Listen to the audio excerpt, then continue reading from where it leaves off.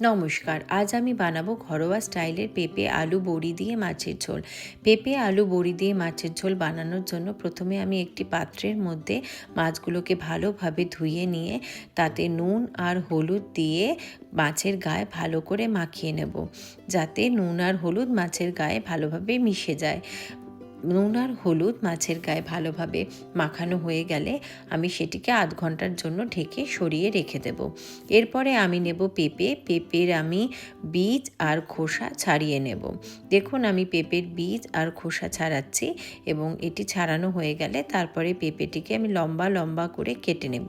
পেঁপে লম্বা লম্বা করে কাটা হয়ে গেলে তারপরে নেব আলুর খোসা ছাড়িয়ে আলুটাকেও আমি লম্বা লম্বা করে কেটে নেব।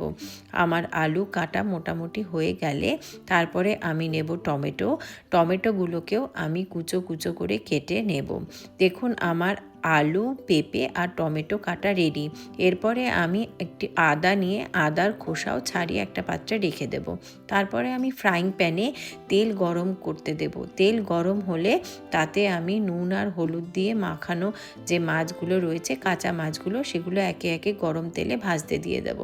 এপিট ওপিট করে মাছগুলো ভেজে নিয়ে আমি একটি টিস্যু পেপারে রাখা পাত্রের মধ্যে ভাজা মাছগুলো তুলে দেব, যাতে এক্সট্রা অয়েল অ্যাবজর্ব হয়ে যায়। তারপরে আমি নেব আরেক লট মাছ, সেগুলোকেও আমি গরম তেলে একইভাবে ভেজে নেব এপিট ওপিট করে। দেখুন আমি মাছগুলোকে ভাজছি, এপিট ওপিট করে ভাজা হলে এই ভাজা মাছগুলোকেও আমি টিস্যু পেপারের পাত্রের মধ্যে দিয়ে দেব, যাতে এই মাছের অয়েলগুলো অ্যাবজর্ব হয়ে যায়। আমার মোটামুটি মাছ ভাজা রেডি হয়ে গেছে। এরপর আমি একটি কড়াইয়ের মধ্যে তেল গরম করে তাতে দেব বড়ি ভাজা বড়িগুলো নাড়িয়ে চাড়িয়ে নিয়ে একটা অন্য জায়গায় সরিয়ে দিয়ে ওই কড়াইতেই আবার আরেকটু তেল দিয়ে আমি ফোড়নে দেব কালো জিরে আর তারপর দেব টমেটো। সেগুলো একটু নাড়িয়ে চাড়িয়ে নিয়ে তার মধ্যে দিয়ে দেব আলু আর পেঁপে, যেটা আমি আগে কেটে রেখেছিলাম, এবং তারপর আমি কড়াইতে ওইগুলো দিয়ে একটু নাড়িয়ে চাড়িয়ে নিয়ে তারপরে আমি দেব স্বাদ মতো লবণ, মানে নুন আর হলুদ আর নুন দেওয়ার পরে তারপরে দেব ধনে গুঁড়ো আর জিরে গুঁড়ো দেওয়ার পরে এই সমস্ত মশলাটাকে আমি আলু আর পেঁপে ভালোভাবে কড়াইতে নাড়িয়ে নেব, যাতে মশলাগুলো আলু পেঁপের মধ্যে মিশে যায়। দেখুন আমি নাড়িয়ে নিচ্ছি। তারপরে আমি আগে থেকে ছুলে রাখা আদাটাকে আমি কড়াইয়ের মধ্যে দিয়ে দেব, গ্রেট করে দেব, গ্রেট করে দেওয়ার পরে পুরো সব মশলা মিশ্রণটিকে আমি আলু পেঁপের মধ্যে ভালোভাবে কড়াইতে নাড়িয়ে নিয়ে এই মিশ্রণটাকে আমি ঢেকে রেখে দেবো 5 মিনিট মতো, যাতে এটা একটু ভাজা ভাজা হয়ে যায়। তারপর ভাজা ভাজা হলে তার মধ্যে দিয়ে দেবো আমি জল দিয়ে একটু নাড়িয়ে চাড়িয়ে নিয়ে আমি আবার কড়াইটা ঢেকে রেখে দেব, এবং ঢেকে আমি ধরুন এই 6-7 মিনিট মতো কড়াইটা ঢেকে রেখেছিলাম। ঢেকে রাখার পরেই তারপরে দেখুন আমার মোটামুটি মাছের ঝোল ফুটতে শুরু করেছে।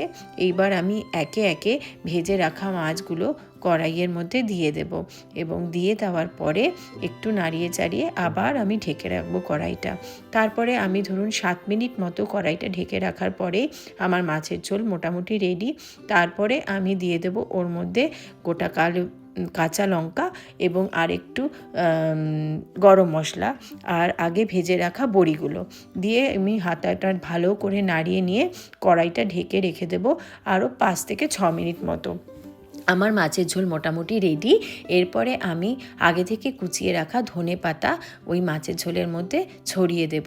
ধনেপাতার গন্ধ ভীষণ ভালো লাগে মাছের ঝোলের মধ্যে দিলে, বিশেষ করে এই রকম পাতলা পেঁপে আলু বড়ি দিয়ে মাছের ঝোল করলে। এরপরে আমি আবার মিশ্রণটা ঢেকে রেখে 5 মিনিট কুকিং টাইম দেব। দেখুন রেডি হয়ে গেছে আমার আলু বড়ি পেঁপে দিয়ে মাছের ঝোল। এরপরে আমি এটিকে একটি সার্ভিং বোলের মধ্যে দেখুন একে একে ঢেলে নিচ্ছি, এবং তৈরি হয়ে গেছে আমার পেঁপে আলু বড়ি দিয়ে মাছের ঝোল। এটি কিন্তু গরম গরম ভাতে খেতে ভীষণ ভালো লাগে। বাচ্চা থেকে বড়রা সবাই এই মাছের ঝোল খেতে কিন্তু খুব ভালোবাসে। আপনারাও বাড়িতে এটি ট্রাই করতে পারেন। আশা করি আপনাদের আজ এই রান্নার ভিডিওটি দেখে খুব ভালো লেগেছে। আপনারা সবাই ভালো থাকবেন। ধন্যবাদ।